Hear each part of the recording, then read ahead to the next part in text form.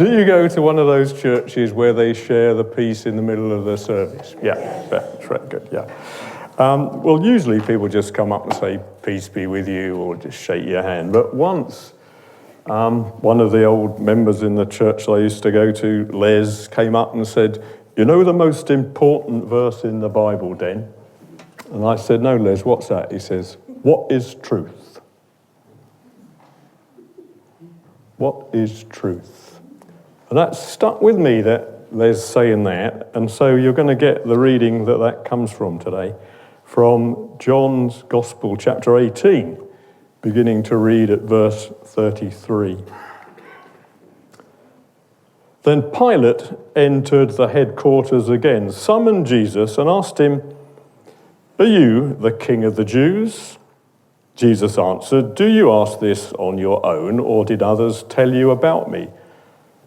Pilate replied, I am not a Jew, am I? Your own nation and the chief priests have handed you over to me. What have you done? Jesus answered, my kingdom is not of this world. If my kingdom were from this world, my followers would be fighting to keep me from being handed over to the Jews. But as it is, my kingdom is not from here. Pilate asked him, so you are a king?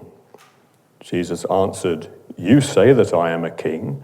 For this I was born, and for this I came into the world, to testify to the truth. Everyone who belongs to the truth listens to my voice. Pilate asked him, what is truth? After he'd said this, Pilate went out to the Jews again and told them, I find no case against him. But you have a custom that I release someone for you at the Passover. Do you want me to release for you the king of the Jews? They shouted in reply, not this man, but Barabbas. Now Barabbas was a bandit. What is truth? Church of England's in a bit of a mess at the minute. Sometimes you've got to change things. You've got to come up with a new direction. You've got to state a new truth. And one of the festivals that's coming up in the church, in many churches, Catholic Church, many of the other churches in the world, and the Anglican Church, is the festival of Christ the King. In some places it's called the Reign of Christ, which I rather like better, but we'll come back to that. It was Pope Pius the 11th who came up with the idea of this festival of Christ the King. And he did that back in 1925. Why did he do that? Well, he did that because in 1925 there was a growing nationalism and secularism in Italy. The Italian fascist movement had sent out their first manifesto, and it was a time of eternal internal wars in Italy. And he wanted to change things. The Pope wanted to make people look back to Jesus as reigning over the world. And so he instituted this festival, Christ the King, which used to be back in the day near All Saints' Day. But then later on, in 1970, it moved to where it is now, which is just before Advent. Because we're coming into the seasons where we're thinking, the church in Wales has this seasons of the kingdom. We're coming to this time when we're looking to the kingdom of Christ and what that means. In Sweden, the theme for that Sunday is the Day of Doom. But Christ as King. I was thinking of, remember Bruce Forsyth? Brucey, yeah. He did a disc. He did a song once that was "I'm in charge," because that was one of his phrases, wasn't it? And he sang it, and I was looking at the words of it, and he said, it goes, "If I was in charge, everyone would ride free on the buses. I do anyway, you know." Yes, and the police would let you park where you liked. You know. Good game, good game. You could just imagine this sort of scenario. I mean, the whole of society would probably broken down if Brucey was in charge. But if you were king for a day, what would you decide to do? The second question is, could you do anything if you were king for the day? Because, I mean, we have King Charles, but what is his power? It's limited. When he went to Australia, some people from the original people that occupied Australia, people that are descended from there, they said, "You're not our king because you disgraced our land." So you've got to be king, you've got to actually have power. You've got to be able to do something. So Pilate's a bit confused about this person that they've sent to him, who they're saying is a king. Are you a king? Pilate's trying to get evidence that this person is a king. He doesn't look like a king. He's not coming in posh clothes with all pomp and his army behind him and all of this and trumpets blowing. No, he looks pretty downtrodden, especially after they'd beaten him and treated him as they had. Are you a king? See, Pilate's just heard that he's a king. It is something that he's heard. It's not something that he's experienced. And to let Jesus be our king, it can't be something that we've heard about.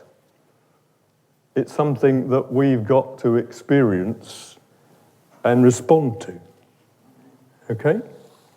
So that's the first thing that we're thinking about. So that's why I like the idea of the reign of Christ, because that implies that you've responded to it. You've acknowledged that Jesus is in charge, and you've trying to follow your life in accordance with it. That's where we come to the issue, of course. What is truth? Because we can't hide the truth. Truth without is the thing, isn't it? And so when Les came up to me and says the most important verse in the Bible is what is truth, I'm beginning to think he was right. I'm beginning to think he was right.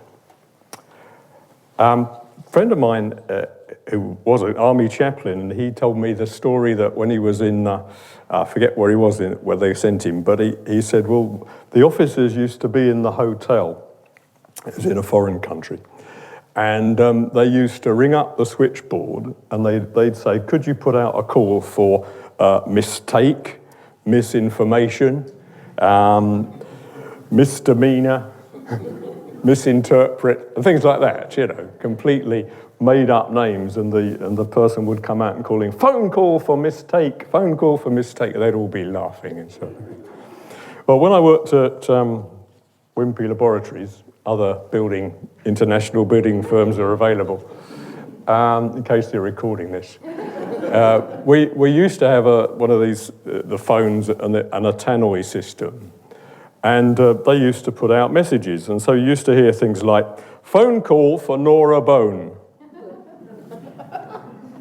Phone call for Robbie Burns. But they were real people. That there was a Robbie Burns who worked in the next department, and there was a Nora Bone who was in one of the offices. But in the end, the switchboard was, we're not going to say that. You know, no, but they exist. They are real. It is truth. Sometimes it's difficult to know what is truth and what isn't truth. And yeah, I mean, the whole of the Church of England thing at the moment is that the truth was not shared. The truth was not told to those it needed to be told to. And we're in a bit of a mess, and I think it's affecting the feeling of the whole church, really, especially affecting the Winchester diocese where things happened, and that's the implication. But in every parish that I've been in, safeguarding has been an issue. And it's very important that we do work for showing the truth and keeping people safe, and that's very important. So if I'm king for the day, I'm going to make sure that happens. But it's difficult, isn't it, to say, well, how does that affect me day to day, Jesus reigning in my life? How does that affect me day to day? What am I doing differently because Jesus is reigning in my life? How is Jesus guiding me day to day? Yeah. My new hobby just started last week. I went to one of these modern jive classes. It was very good, dancing. I'm not very good at dancing. I used to do tap dancing when I was younger, but dancing with people is not my thing. So I thought, no, I'm gonna do something, and a bit of exercise as well. And I was intrigued by it because somebody has to lead and somebody has to follow. Okay, not necessarily man and woman. There was a sort of mixed groups, and so some ladies were leading ladies, and I think it didn't seem to have some men leading men. That was fine, but the idea is that you've got to remain. You have this sense of contact between the people. Some of you are dancers. Do you know what I'm talking about? I know what I'm talking about. It's only been to one lesson, but contact between, and just by sort of pressure on your hand or pressure one way or the other, or guiding the person as to what you're going to do next is fascinating. And the person's waiting for the signal to respond in a certain way. I think you both have to know the rules, the possibilities, otherwise it won't work. If I came up to somebody and just did that, they're not going to automatically step backwards and spin round. But there's a sort of, there's an empathy. Maybe our relationship with Jesus is a bit like that. It gives us a bit of a nudge, but we have to expect that that's going to happen. Yeah. And we have to know what we're supposed to do when we get the nudge, right? Otherwise, it doesn't work. And that's what we learn through our Christian upbringing, our following other people, our trying to get a grip on what it means for Jesus to be in charge. I was thinking about that advert where the Autoglass, other windscreen firms are available. You have to say that if they're recording it. But it's Autoglass repair, Autoglass replace. And I was thinking, well, there are some things we need to change completely, maybe, in our lives. Yeah. So that's replacing. And there's other things that we need to restore, perhaps things that we used to do and thought, oh, that was good, and we've forgotten about it. Yeah?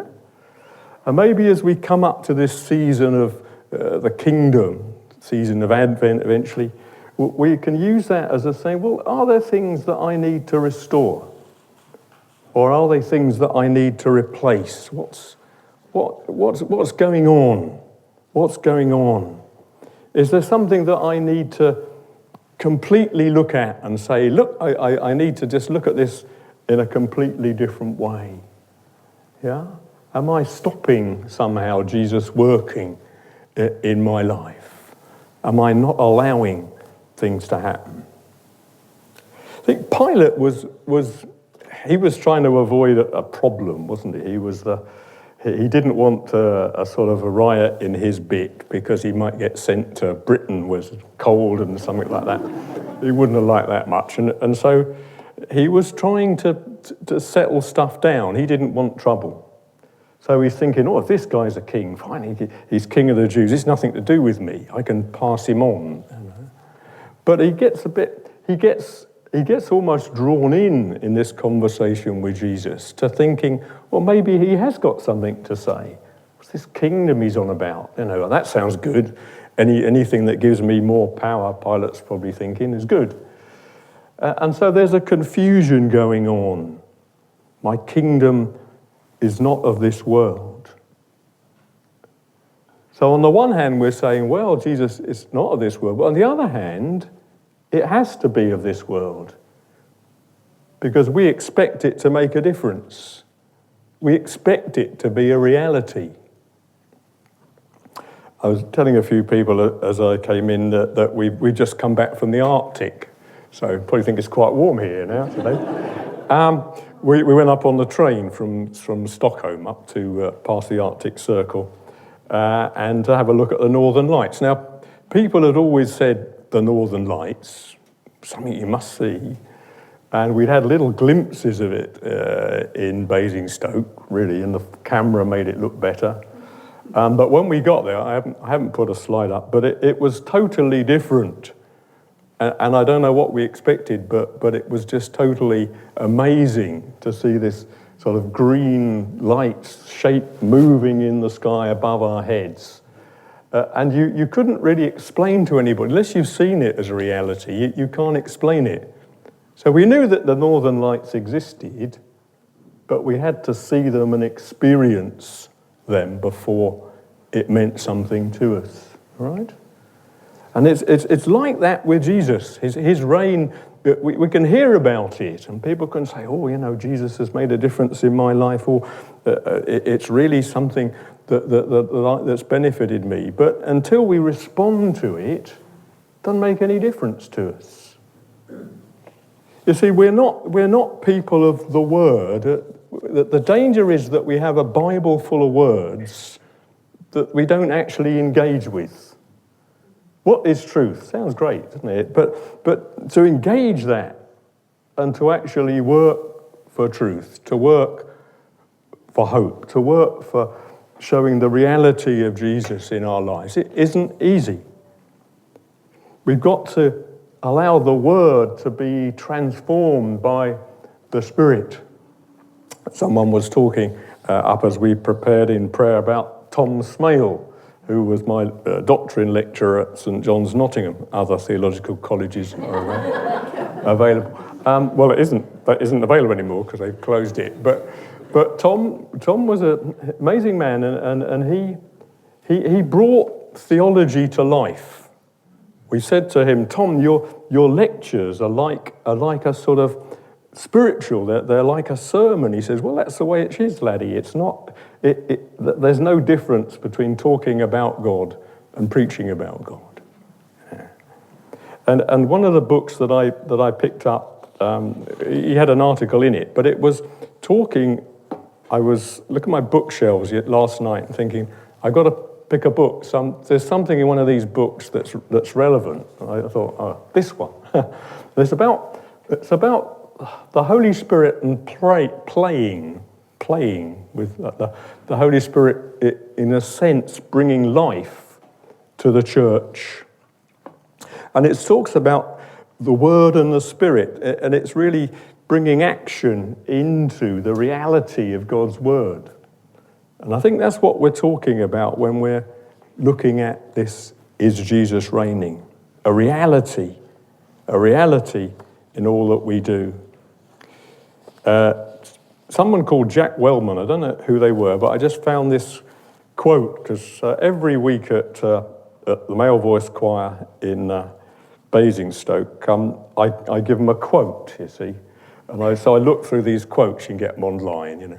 And one of the ones that caught my eye, I didn't use this for the choir, but was this: Jesus is head of the church, he expects his body to cooperate. Jack Wellman, whoever that is, thank you, Jack. You know, Jesus is head of the church, he expects his body to cooperate. Think about it, you know. There's got to be a reaction. There's got to be something happening. We've got to sort of be checking that we're doing the right things. When I worked for British Gas, no other firms are available other than British Gas, we had a lovely fitter called Jim. And I said to Jim, how do you ensure that you've done all the fittings right, how you connected it all up and it's not going to leak or something? He says, oh, well, you work out one way, then you work back the other way. So we go around, do all his joints up one way, and then you go back the other way and do them all up and check they're all done up. So maybe that's, so, you know, we sort of need to be a bit of a check on, well, are we doing what's honouring to Christ? Are we letting Jesus reign in our lives? Are we letting the Word come alive so that people don't think, oh, well, they're just talking about it? So that they see that person is different. Why? And when things do go wrong, we've got to be the first to admit, we have these times of confession, we've got to be the first to admit, yes, we don't get everything right.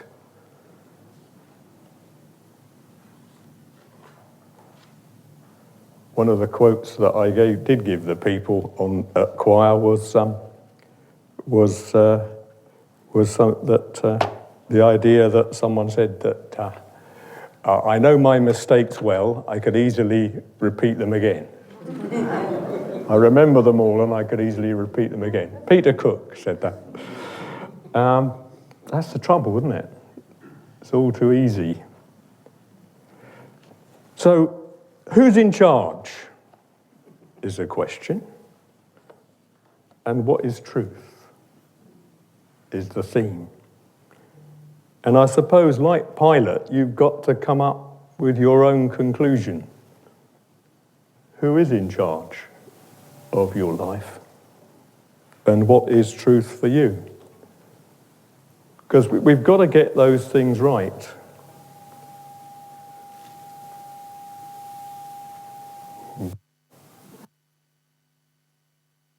We've got to have a season of, as the Bishop of Winchester has said, there's a special service going to be in the Winchester Diocese of lament for the failings of the church. And, Church of England isn't the only church with problems.